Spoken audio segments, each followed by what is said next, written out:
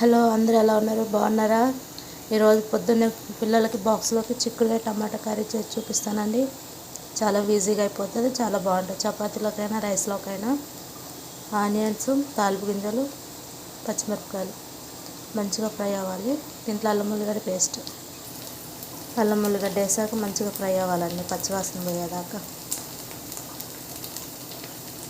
ఏదైనా ఆనియన్స్ వేపేటప్పుడే ఉంటుందండి కర్రీ కుదిరే విధానం. మంచిగా చిక్కుడులు మంచిగా కడిగి మంచిగా ఒలిసి పెట్టుకోవాలండి. నీట్గా కడుక్కోవాలి, వేసుకోవాలి. సిమ్లో పెట్టి మంచిగా ఉడకనివ్వాలండి. ఇట్లా ఫ్రై అయింది కదండి. ఇప్పుడు టమాటాలు ఇవ్వాలి. టమాటాలు 2 కట్ చేసి చూపిస్తాను. టమాటాలు వేసానండి. సాల్ట్, టేస్ట్కి తగ్గ సాల్ట్ మంచిగా మగ్గనివ్వాలి. ఇక టమాటాలు ఉప్పు అన్నీ చిక్కుడు మంచిగా ఉడికిపోతాయి. చింతపండు పులుసు అవసరం లేదు, ఏ వాటర్ అవసరం లేదు. చూసారండి ఎలా ఉడికిందో టమాటా కానీ చిక్కుడుకాయలు కానీ. ఇంకా వాటర్ అవసరం లేదు, పులుసు అవసరం లేదు. చిక్కుడుకాయలు ఎవరు చింతపండు పులుసు వేయరండి.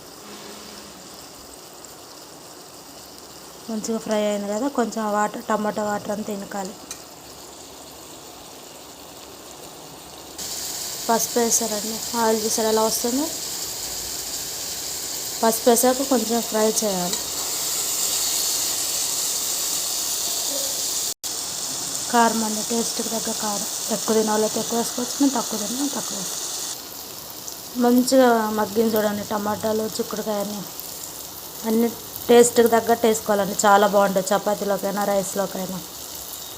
ఇది తింటే కూడా మంచిది పిల్లలకైనా పెద్దలకైనా.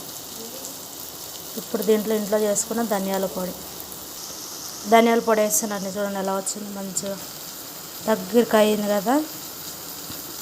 వీడియో నచ్చితే లైక్ చేయండి, షేర్ చేయండి. ఛానల్ మట్టుకి లైక్ చేయటం మట్టుకి మర్చిపోకండి. Bye friends. నెక్స్ట్ వీడియోతో మళ్ళీ వస్తాను ముందుకి. బాయ్.